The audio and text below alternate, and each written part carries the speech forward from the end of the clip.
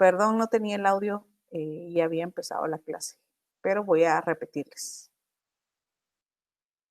Les decía que estaba dentro del curso del Derecho Laboral. Esta es la semana número 16, que es la última semana dentro de su programación del Derecho Laboral 2. Y el tema del día de hoy es el Derecho Disciplinario del Trabajo.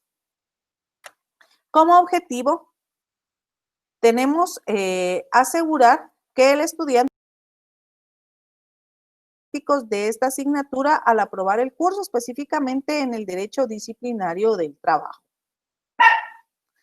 Tenemos dos cuestionamientos dentro de la primera presentación y establecen qué son las infracciones contra las disposiciones del trabajo. Estas infracciones son consideradas, de acuerdo con la doctrina, como faltas a la disciplina. O bien podemos establecer que son vulneraciones contra la sana y tranquila convivencia de las partes en la relación laboral. Entonces, las infracciones las vamos a considerar a las faltas o vulneraciones que se dan dentro de una convivencia dentro de los centros de trabajo por las partes en la relación laboral. ¿Y quiénes son las partes en la relación laboral? Ya sabemos que son tanto los trabajadores como los patronos. ¿Qué son faltas disciplinarias? Las faltas disciplinarias es toda acción u omisión voluntaria, ¿verdad? O sea, aquí tiene que haber una voluntad, tanto dolosa como culposa, cometida por un trabajador que se encuentre al servicio de una empresa. Entonces, la falta, la acción o la omisión voluntaria de alguna acción, de alguna actividad o de alguna conducta cometida por un trabajador que se encuentre dentro del servicio o al servicio de una empresa va a ser una falta disciplinaria. Y tenemos dentro del artículo 269 las faltas de trabajo y previsión social.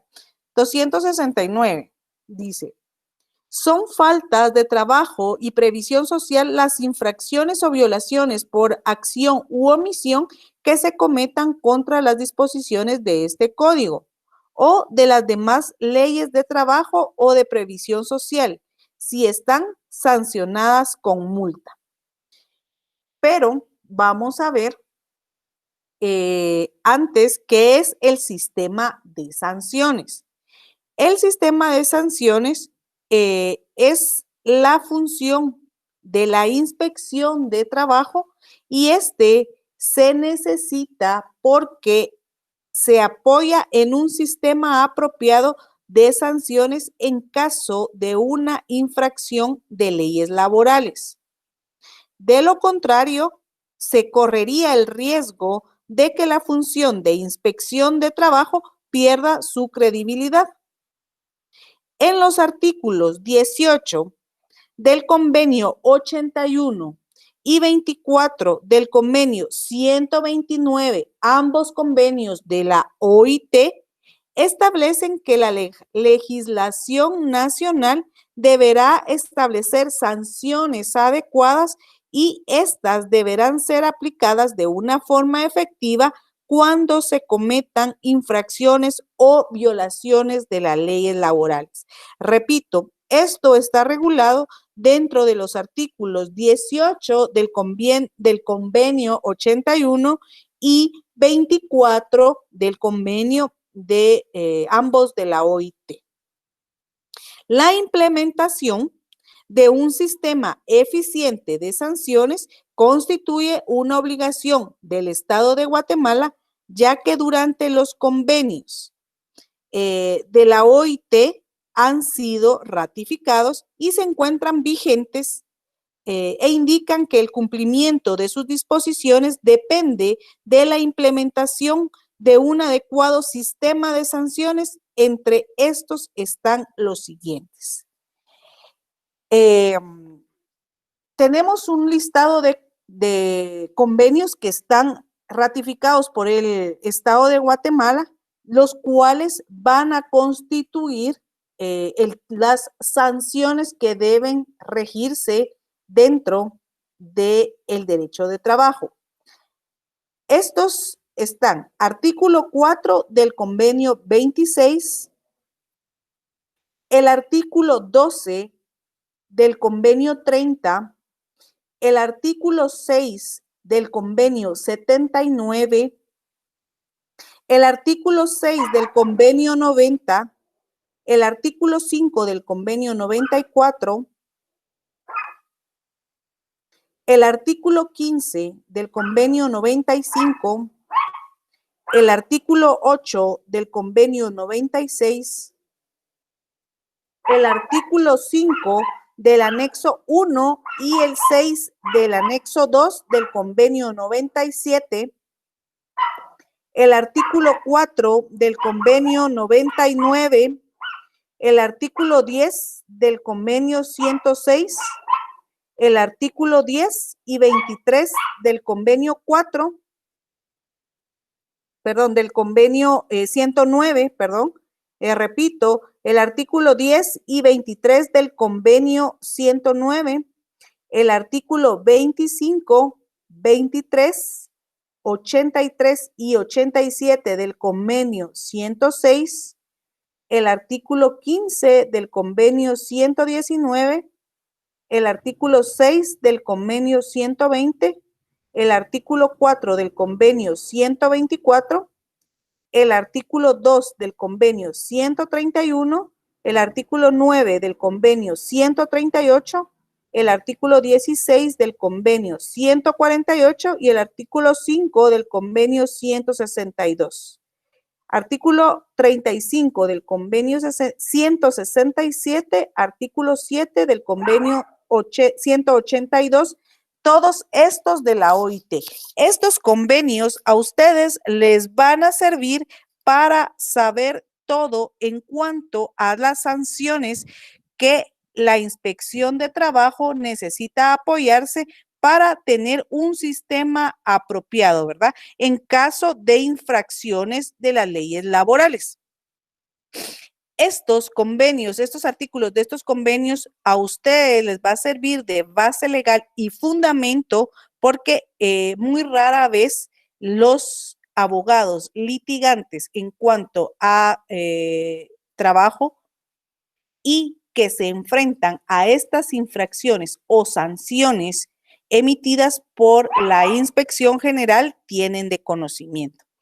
Entonces, siguiendo con la clase, las faltas de trabajo y previsión social son faltas a las leyes laborales y estas establecen el régimen legal para su sanción.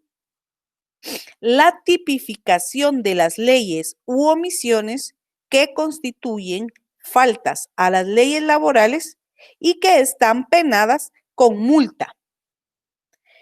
Esto se realiza según el artículo 272 del Código de Trabajo. Podemos ver que existen también y que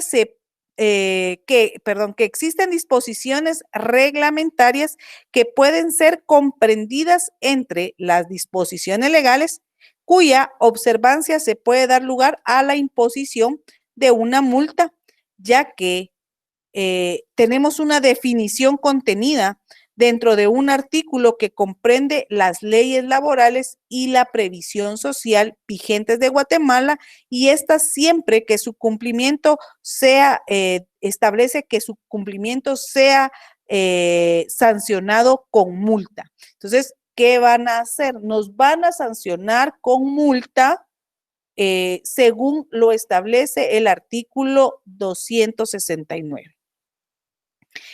Vencido el plazo sin que se hubiera hecho efectiva una sanción para hacer efectivo el cobro a la solicitud de parte, se seguirá el procedimiento que se señala en los artículos 426 al 428, inclusive de este código. La autoridad que haya impuesto la sanción deberá proceder inmediatamente a promover su cobro y ejecución de conformidad con el procedimiento que señala los artículos 426 y 428 de este código.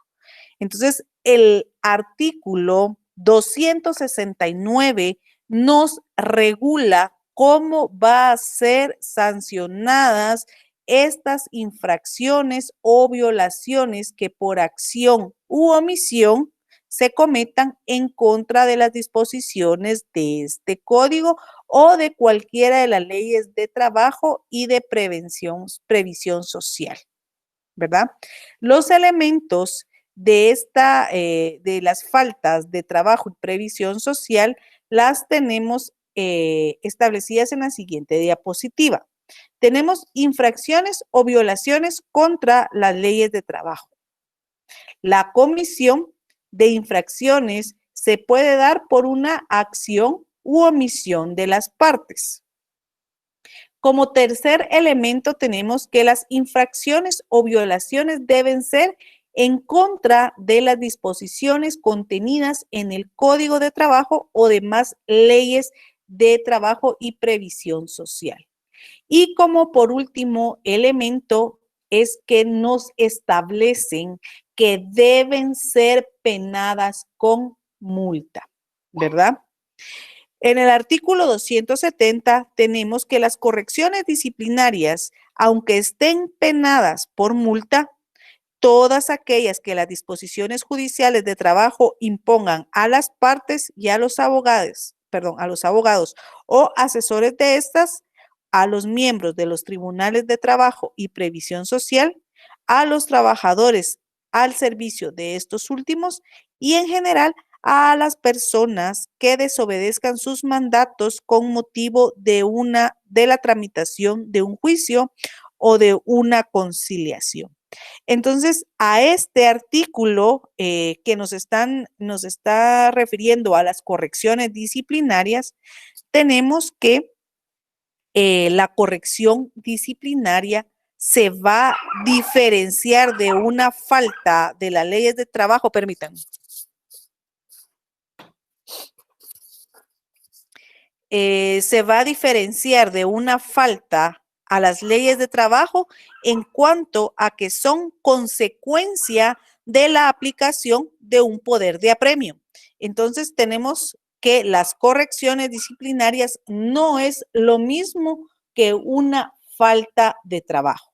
Las correcciones disciplinarias, a diferencia de las faltas de las leyes laborales, son en cuanto a que esta es una consecuencia a la aplicación del poder de apremio que poseen los funcionarios judiciales. Los apremios, los únicos que pueden colocar un apremio o dictar un apremio son los funcionarios judiciales, los jueces. En los casos, bueno, según esto se establece en el artículo 66A, 66 literal A, 178 de su ley del organismo judicial. Repito, estos apremios que están otorgados a los funcionarios judiciales, en este caso a los jueces, su fundamento legal está establecido en el artículo 66 literal A y 178 de la ley del organismo judicial.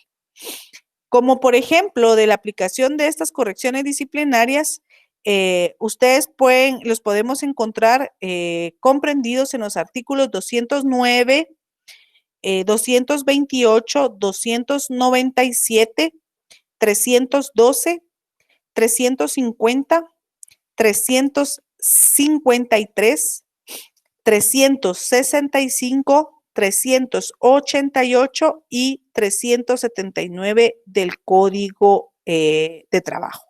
Repito, los ejemplos de aplicaciones de correcciones disciplinarias son los comprendidos en los artículos 209, 228, 297, 312, 350, 353, 365, 388 y 379. Veamos el ejemplo del 209 del Código de Trabajo.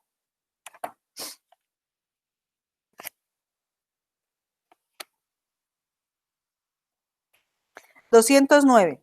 Los trabajadores no podrán ser despedidos por participar en la formación de un sindicato.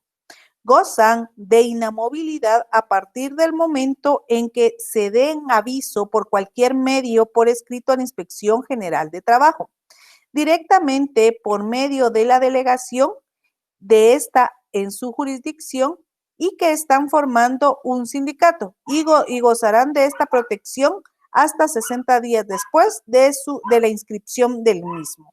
Entonces, acá nos está hablando de una inamovilidad. Entonces, ¿qué es lo que nos establece en cuanto a las correcciones disciplinarias? ¿Qué pasa si despiden a un trabajador en los que se está establecido que no puede ser despedido, ¿verdad? Nos estamos fundamentando en el 209. Lo despiden. Entonces, el patrono va a cometer una falta disciplinaria, ¿verdad? Van a cometer una falta dentro del Código de Trabajo.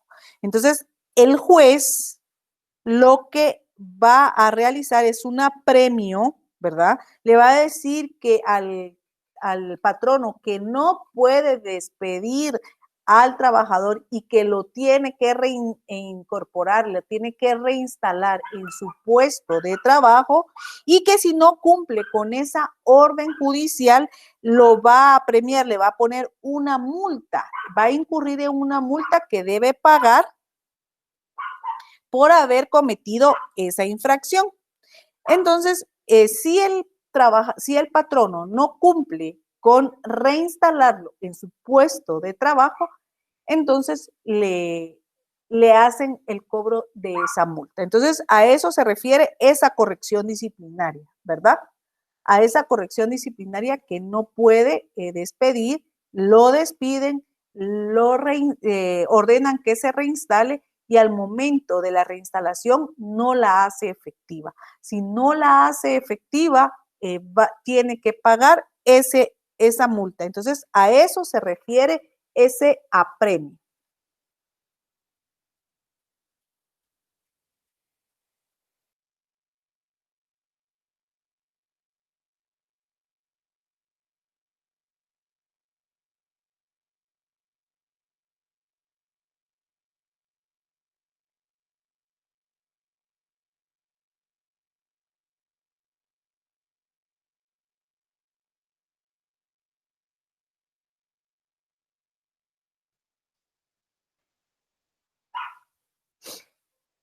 Entonces, tenemos esa diferencia entre las correcciones disciplinarias, ¿verdad? Y las sanciones por falta de trabajo y previsión social. ¿Por qué les hice ver esa diferencia? Porque no es lo mismo cometer una falta de trabajo, que ya dijimos que las faltas de trabajo o una falta disciplinaria es una acción u omisión voluntaria, ¿verdad? Son vulneraciones contra la sana y tranquila convivencia de las partes en la relación laboral. Entonces, les quería hacer esa diferencia.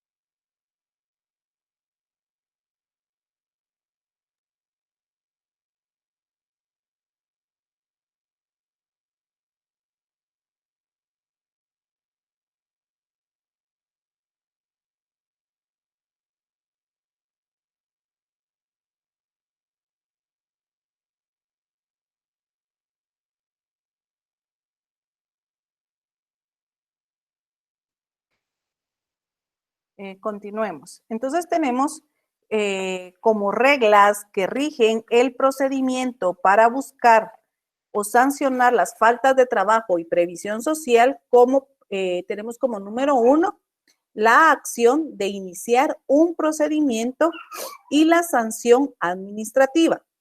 Esta prescribe en 6 meses contados a partir de que se tuvo conocimiento de la comisión de la falta. 2, tenemos la Inspección General de Trabajo y esta debe determinar la sanción administrativa aplicable tomando en cuenta las circunstancias económicas y los medios de subsistencia del sancionado. También tenemos la reincidencia a la comisión, la reincidencia a la comisión de faltas de trabajo o previsión social. Esta se incrementará en un 50% y podemos decir que no hay reincidencia cuando se ha transcurrido un año. Cuando se trate de patrono, las multas se impondrán a este, sea una persona natural o jurídica, solidariamente con sus representantes que hayan intervenido y constituya la falta. La imposición de la sanción es independiente y no exime el factor del cumplimiento de sus obligaciones contractuales legales y la Inspección General de Trabajo debe velar por el cumplimiento del obligado. Entonces, cuando hacemos caso o cuando tenemos presentes las reglas que van a regir este procedimiento para buscar sancionar estas faltas de trabajo, tenemos que el inicio de esta acción, ¿verdad? Lo tiene que realizar la inspección de trabajo. Si la inspección de trabajo no realiza este inicio de este procedimiento, va a prescribir en 6 meses, contados a partir de que se tuvo conocimiento de la comisión de esa falta. Entonces, la prescripción de esta sanción administrativa va a tener el término de 6 meses. La Inspección General de Trabajo debe determinar la sanción administrativa aplicable, ¿verdad? Ellos van a tomar en cuenta todas las circunstancias económicas y los medios que van a subsistir del sancionado, el medio de subsistencia del sancionado. Esto quiere decir que cuando se le va a fijar esa sanción administrativa, sea el trabajador o sea el patrono, va a haber la subsistencia. A un trabajador no se le va a poder sancionar en la misma cantidad de dinero que a un patrono, ya que el patrono tiene el poder adquisitivo y el trabajador, pues no es, ahí no hay igualdad entre el patrono y el trabajador, ¿verdad? Cuando hablamos de una reincidencia de la comisión de faltas de trabajo, acá se va a incrementar en un 50%. ¿Qué quiere decir? Que si van a sancionar por 3 salarios mínimos a un empleador por la comisión de una falta o de una falta de trabajo, y si hay reincidencia a esa comisión de falta de trabajo, le van a poner lo que le sancionaron, ¿verdad? En este caso serían 3 salarios, por ejemplo, 3 salarios mínimos, le van a agregar el 50% más, ¿verdad? A eso se refiere que cuando hay reincidencia de la comisión a las faltas de trabajo, le van a incrementar un 50% a lo que ya se le ha sancionado. Y podemos decir que no hay reincidencia cuando ya transcurrió un año. Si ya transcurrió un año de la falta que se sancionó, pues ahí ya no hay reincidencia y ya no hay, no le van a aumentar ese 50%, sino que le van a fijar el monto de la multa que esté estipulado en el Código de Trabajo. Cuando se trate de patronos, dice, cuando se trate de patrono, las multas se impondrán a este de una forma natural o jurídica. ¿Qué quiere decir esto? Que si yo soy, no soy una empresa jurídica, me van a imponer a mi nombre la multa. Si yo soy representante de Patito S.A., que fue quien cometió esta falta de trabajo, van a sancionar a Patito S.A., no a los representantes en forma personal. A eso se refiere cuando se está tratando de que las multas se van a imponer, ya sea de forma natural o jurídica, solidariamente con sus representantes, quien haya intervenido en el acto y que constituya una falta. Entonces, esto se va a hacer en forma general.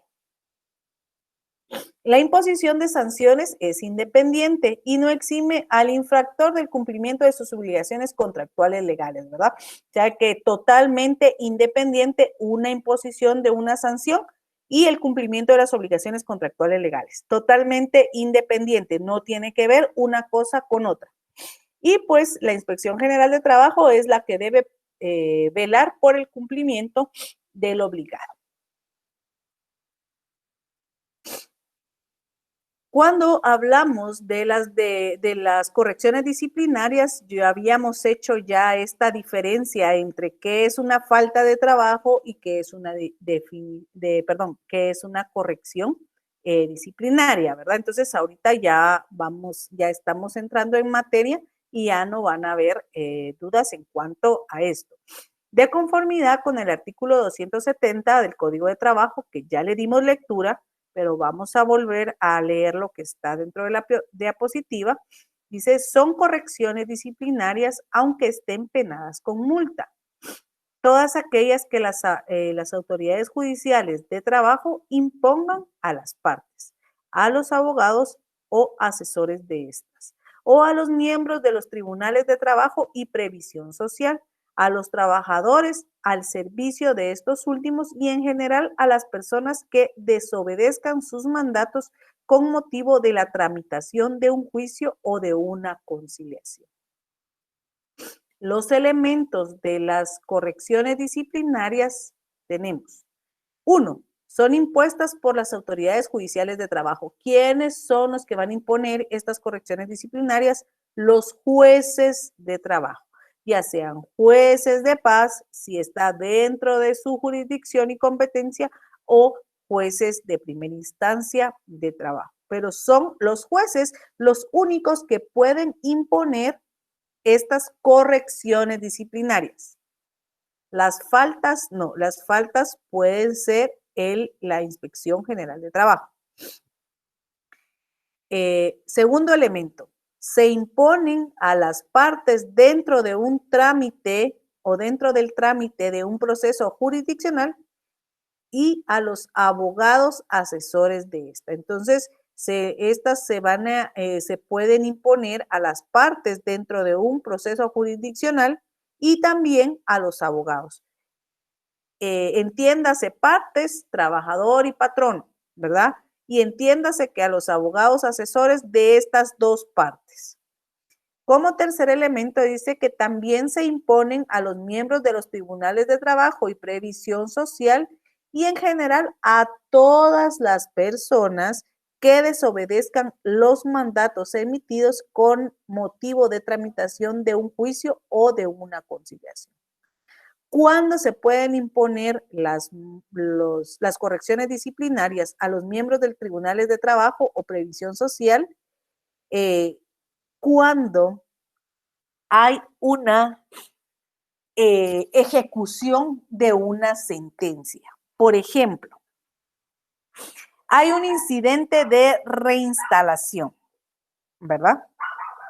En el incidente de reinstalación, un juzgado de trabajo emitió una resolución en cuanto a que no se le daba trámite, no se entraba a conocer el incidente de reinstalación. El motivo de es que no se puede decir rechazo porque la palabra rechazo de plano no la van a encontrar ustedes en el código de trabajo, pero no se le dio trámite. Entonces no podemos hablar de rechazo en laboral, pero le vamos a poner la palabra no dieron a trámite, ¿verdad? Entonces no entraron a conocer la reinstalación porque la persona que solicitó la reinstalación no estaba dentro del conflicto colectivo de condiciones de trabajo que planteó un sindicato, porque la persona que solicitó la reinstalación no era miembro, ¿verdad? Entonces, la honorable juez dictó su resolución de no entrar a conocer porque para ella no valía la pena entrar a conocer ese incidente. ¿Qué pasó? El abogado asesor de la trabajadora apeló su decisión y se elevó a Salas. Salas confirmó el auto, perdón, este es auto, porque es un incidente, apeló el incidente y, confirmó el incidente, el auto del incidente, entonces el trabajador interpuso una acción de amparo. La corte entró a conocer y otorgó la acción de amparo a la trabajadora porque violentaba el artículo 380 del Código de Trabajo. Uno, violentaba el artículo 380 del Código de Trabajo y dos, la juez de primera instancia tenía la obligación de conocer, de entrar a conocer el incidente. No lo podía rechazar, por ponerle una palabra. No podía solo delimitarse a decir no se entra a conocer. Entonces la sala, ¿verdad? Entonces la corte le ordenó a la sala a cambiar su resolución y les puso un apremio. Este apremio, ¿verdad? O sea, este apremio la corte se lo puso a la sala jurisdiccional que conoció este incidente de reinstalación. ¿Por qué? Porque les dijo que tenía que entrar, tenía que resolver de una manera diferente a la que resolvió y que tenía que acreditar si hubo o no relación laboral y por qué están confirmando cuando el juez de primera instancia no entró a conocer, ¿verdad? Porque en materia laboral tienen la obligación de entrar a conocer y después pueden resolver en cuanto a si procede o no, pero no pueden limitarse a rechazar. Entonces, ustedes pueden, dentro de todo el contenido del Código de Trabajo, ustedes pueden buscar si existe el rechazo de plano dentro de la materia laboral y no lo van a encontrar. Entonces, a eso se refería la Corte cuando otorgó la acción de amparo. Entonces, les impuso a los miembros del tribunal de la Sala de Trabajo y Previsión Social un apremio de que si ellos no resolvían conforme a derecho, los iban a multar. Entonces, ahí es cuando los miembros de los tribunales de trabajo pueden ser multados por motivos de tramitación de un juicio o de una conciliación. Entonces, sí se pueden multar.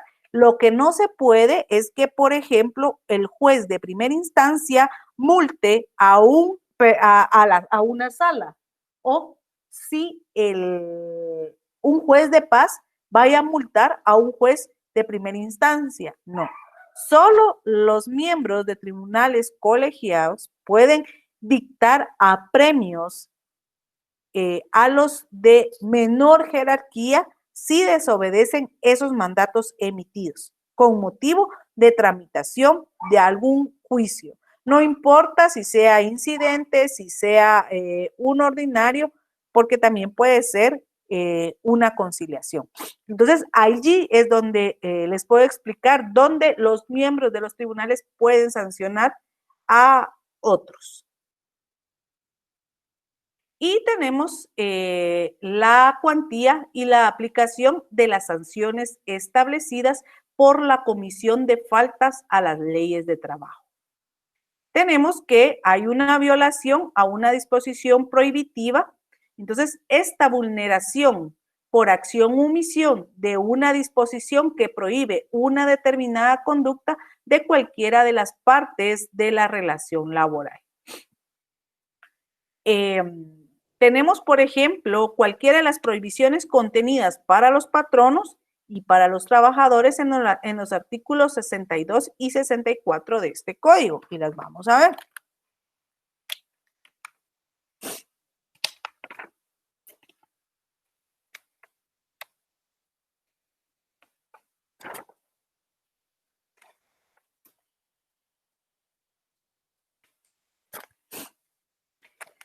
Prohibiciones de los patronos. Inducir o exigir a los trabajadores que comprendan sus artículos, inducir o exigir a sus trabajadores que compren sus artículos de consumo o determinados establecimientos o personas. Exigir o aceptar dinero u otra compensación de los trabajadores como gratificación para que se les admita en el trabajo o cualquier otra concesión o privilegio que se relacione con las condiciones de trabajo en general, que se obligue a intentar obligar a los trabajadores, cualesquiera que sea el medio que se adopte, a retirarse de los sindicatos o grupos legales a que pertenezcan o ingresar a unos a otros, influir en sus decisiones políticas o convicciones religiosas, retener por su sola voluntad las herramientas u objetos del trabajador, sea como garantía o a título de indemnización o cualquier otro que no traslativo de propiedad, y hacer autorizar colectas o suscripciones obligatorias entre los trabajadores, salvo que se trate de las impuestas por esta ley. Entonces, si cualquier persona, cualquier patrón obliga a sus trabajadores a realizar cualquiera de estas prohibiciones que están reguladas en el Código de Trabajo por los patrones, entonces van a entrar dentro de esta vulneración de acción, ¿verdad? Que está prohibida dentro de la ley laboral. Entonces, a eso nos referimos cuando hay una violación a una disposición prohibitiva. ¿Por qué? Porque si ustedes ven el encabezado del artículo 62, dice, se prohíbe a los patronos. Estas normas tienen un contenido prohibitivo. Si el patrono o el empleador las desobedece, pueden dar lugar a una sanción según lo que establece el artículo 272b del Código de Trabajo. Y también pueden dar lugar a que el trabajador se dé por despedido en forma indirecta, ya que ya que este incumplimiento constituye una causa justa para tal efecto, según lo regulado en el artículo 79, literal I del Código de Trabajo. Entonces, esta es la consecuencia de realizar esta acción prohibitiva. De igual manera, nos podemos ubicar en el artículo 64 y el artículo 64 se le encabeza el título de se prohíbe a los trabajadores. Entonces, el artículo 64 tenemos la prohibición de los trabajadores.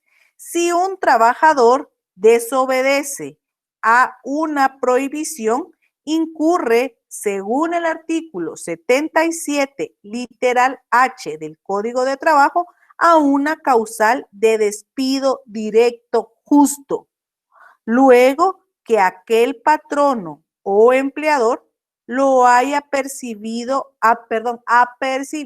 una vez por escrito, ¿verdad?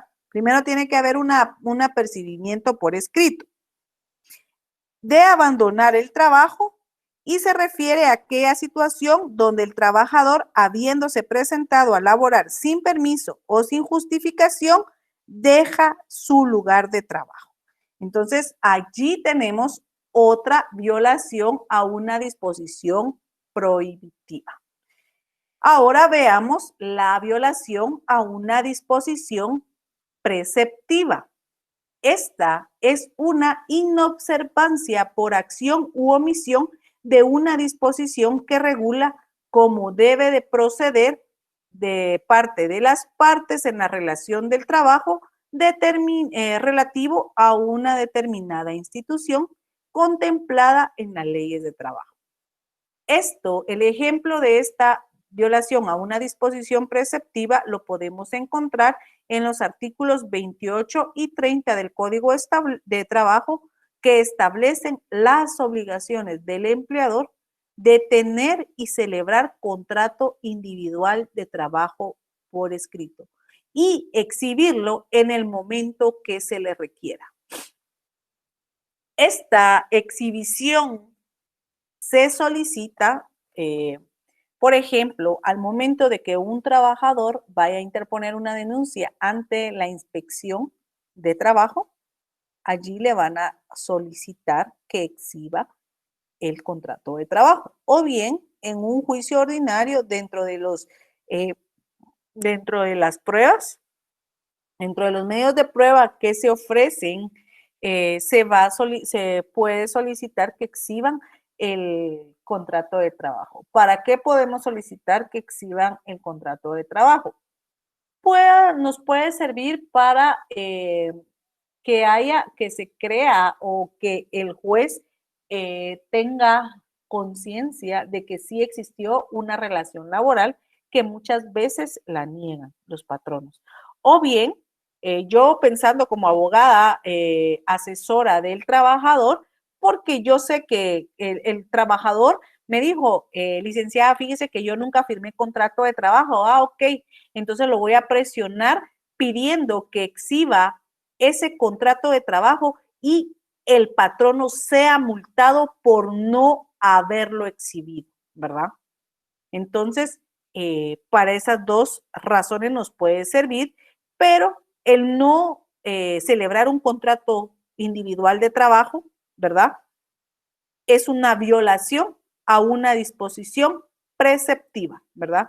Porque está regulado dentro del Código de Trabajo y es una obligación del patrono suscribir un contrato de trabajo por escrito, ¿verdad? Hay sus excepciones, hay contratos laborales que pueden ser verbales, pero será una excepción. Tenemos también la cuantía y la aplicación de las sanciones establecidas por la Comisión de las Faltas de Trabajo. El artículo 272 del Código de Trabajo menciona que cuando una resolución está firme y se imponga al patrono la obligación de pagar a los trabajadores salarios, indemnizaciones y demás prestaciones laborales, y éste no le diere cumplimiento a dicha resolución dentro de un plazo que se le hubiera fijado, esta será impuesta con una sanción consistente en una multa de 6 a 18 salarios vigentes en las actividades no agrícolas. La violación a una disposición prohibitiva dará lugar a la imposición de una multa entre 3 y 14 salarios mínimos mensuales vigentes en las actividades no agrícolas. Entonces, acá la diferencia estriba de que al patrono se le va a multar de 6 a 18 salarios vigentes mínimos y a un trabajador se le puede imponer una multa entre 3 a 14 salarios mínimos mensuales vigentes en las actividades no agrícolas. El artículo 272 establece cuál es la multa y el juez, quien dicta la resolución, va a dictar el plazo en el que se tiene que pagar esta multa. Pues les agradezco. Esto ha sido el día de hoy. Perdón que me pasé unos minutitos ahí, pero pues esta es la última clase. Les deseo éxitos en sus actividades y que sea fructífero y que sigan estudiando el próximo semestre.